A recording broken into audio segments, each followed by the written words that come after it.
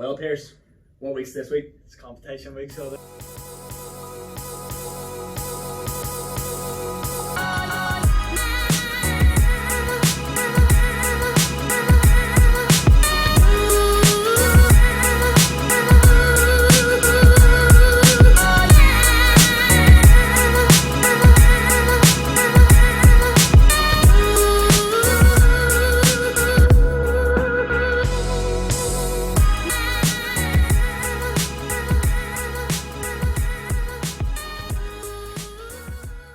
Back to Pure Running Shoe Reviews.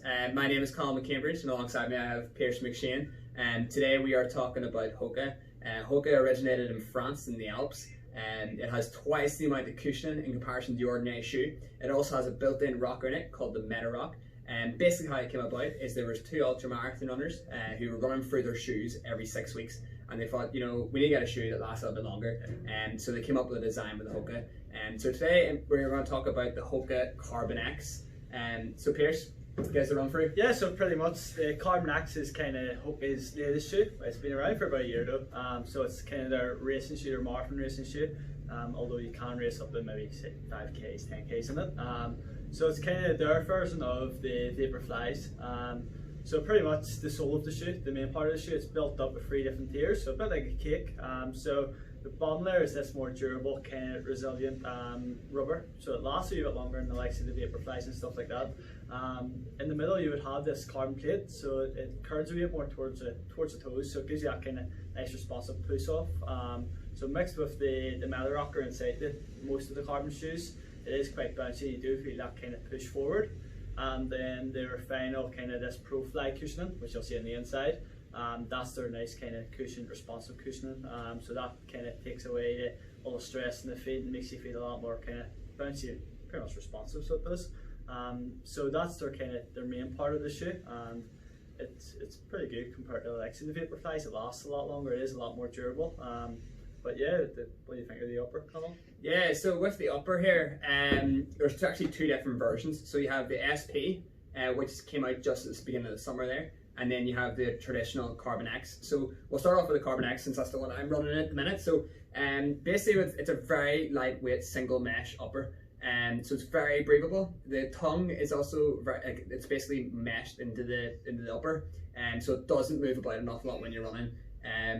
Yeah, I mean, you literally put the shoe on and you don't really feel like you're wearing anything, even though the shoe does look like it's quite big. And it's very lightweight. It comes in at, I think it was 246 grams. It also has a 6mm drop from heel to toe. Yeah. Oh, sorry, 5mm drop from heel to toe. But yeah, I mean, the upper, very lightweight, very breathable, single layer mesh, so it's basically don't really feel like you're wearing anything at all. It has that there I don't even know what you call that. The wee hook at the back, so it helps you slide it on, basically. But when I was putting the shoe on, I didn't really have any issues with trying to get it in. Pretty much, I would say true to size. I use a 9.5 and haven't had really any issues with it that way. But yeah, overall, I've been doing quite a lot of running in it, and been using it recently, sort of for tempo runs, occasionally a little session here and there. During the lockdown, I started running it quite a bit. Quite durable, to be fair. I've run probably about 250 miles maybe in it, yeah. And the sole is pretty much brand new. I was really surprised at how much it really wasn't wearing that bad on it, especially for 250 miles in a more lighter weight racing shoe. It definitely seems to be doing the job there. There's no issues with it. Yeah, well, I suppose the big question at the minute is, do you go for either the Hoka Carbon X or the Nike Vaporflies? You have the Carbon X and I have the Vaporflies, so I think with the major difference there is like the Carbon X in comparison to the Vaporflies, the next percents anyway. I haven't raced in the Vaporflies or even ran in them, and I've just tried them on in the shop when I was away, and literally, I don't know, you can probably speak more on this, but I found in the next percents you sunk into the shoe. Yeah, pretty much, Now with the next percents, or not the next percents, the Carbon X is there, it's a bit, I would say, firmer. Yeah, no, I would say it's definitely a lot firmer, and I think that's the main selling point for them is it's firmer, it's a bit more responsive. You're not sinking straight into it like a pillow, pretty much. Whereas with the likes of Nikes, it's quite spongy. You do sink straight into it, so you do. And obviously they don't last as long because of that kind of nice, kind of plush feeling in the shoe. Whereas, like you said, you've run 250 miles in it. It's still running like it's brand new. Yeah, I mean 250 miles in the shoe and pretty much feels like it's just out of the box almost. Yeah, there's not much of a difference really in it. Now I have heard with the Vaporflies you only get maybe about 250 miles out of them. And the Carbon X are a lot cheaper, so you're also getting a better price point and you're also getting more miles out of them. So I mean, I think it really depends on what you're going to use them for. Like the Carbon X's, now you could use these for training as well. You could use these for your longer runs. You could use these for your speed sessions, your hill workouts, your tempo runs, and racing. This shoe as well, it set the world record for the 50k in California. I think it was last year. Hoka ran their own event and the man, I think it was like 5:30 pace or 5:40 pace or something. The guy ran for 50k, which is just bizarre. That's right. But yeah, I mean, overall, my experience in the Carbon X has been quite good. I've ran 5k race in it before. Did it give me much of a difference compared to running an ordinary flat? Not really sure. Maybe towards the end, because you do have that propulsive rock on it, so it does roll you under your toes. Gets you a bit faster basically. But I think the shoe itself, the longer you go in terms of distance, the better the shoe is. Fair enough. Yeah, it makes sense. Well, I would say for Nike at the minute, obviously it's a Marfin built shoe, but I know from my own experience running it, I done a 5-mile race and I think a K to go I was feeling it, so I'm obviously running a full Marfin, whereas with the Carbon X it just feels a wee bit more kind of structured and a wee more kind of built, a wee bit more kind of focus on it, and I would rather run a kind of Marfin distance in the Carbon X than the Vaporflies, although I have the Vaporflies and they're fast, so I don't know if it's easy to shift into the Carbon X. Yeah, I think with the next percent, they're hard to look by because they are proven to be so much. They are proven to be quick. So it's hard to go on the shoe, especially if you're going to spend a lot of money on them. It's hard to know what one to go for, and if it really depends again what you're looking for. If you want the next percents and you just want to race on them, then maybe that's the one to go for. But if you want a shoe that you want to race, train, and get a bit more out of it, and you'll probably get more value probably out of it too, it would be the Carbon X, because you can race and train in them.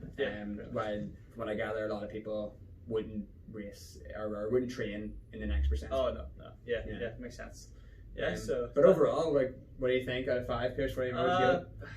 I'm so used to kind of wider fitting shoe. Pretty much big fast feet, so for me they're just a wee bit too narrow, so they are.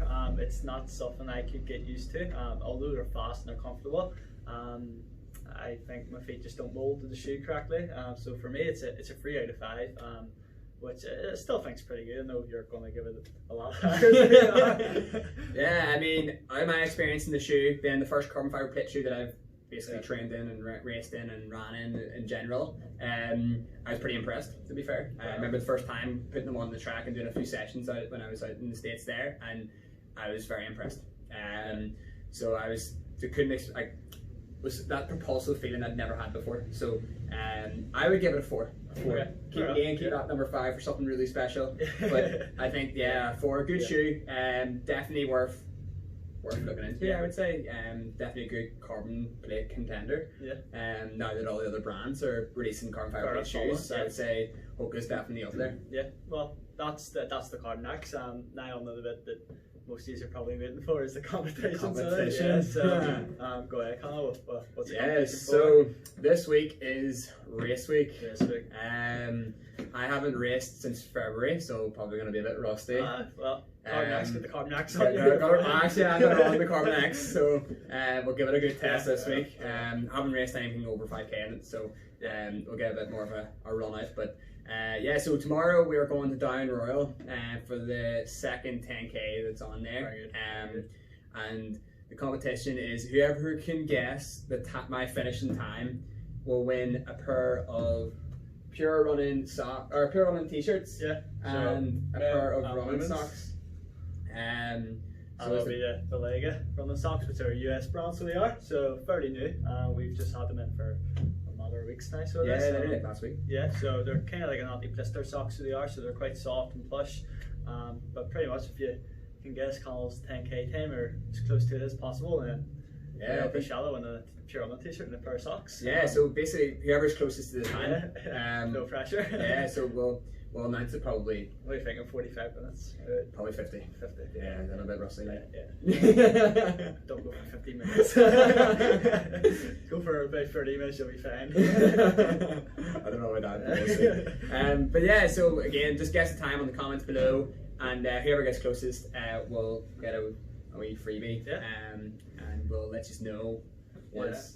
Maybe Saturday night. Yeah, Saturday night. We'll probably push Saturday night. So the race is at 1, I think, and around Saturday afternoon. Yeah. So get your times down in the comments before 1 o'clock on Saturday, and you're in for your chance to win. Yeah. All right. Thanks very much. Yeah, like, subscribe, and. Yeah.